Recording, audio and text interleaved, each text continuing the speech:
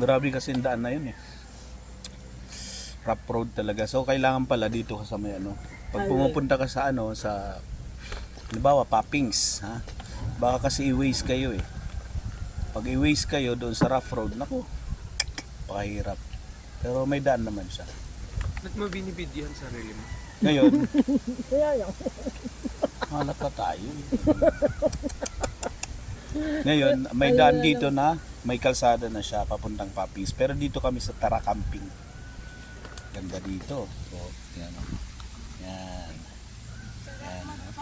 Oh, dito yung ano, Diba? dito yung tent namin. Yan. Yung tent na yan, 2 beds yan, 2 beds. 1, 2. Tapos at your side here, yan, mayroong swimming pool. Anong kagandahan dito? Very convenient. Why?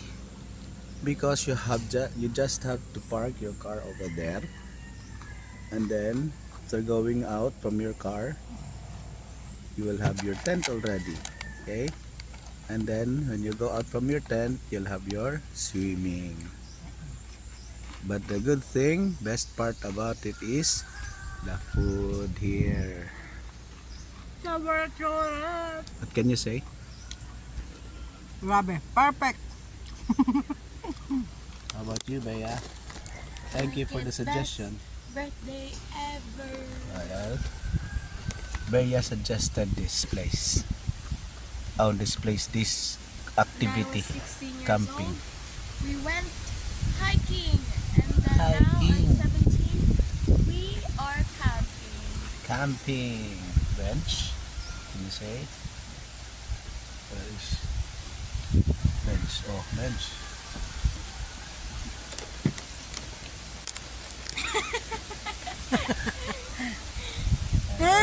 Meron pa yan.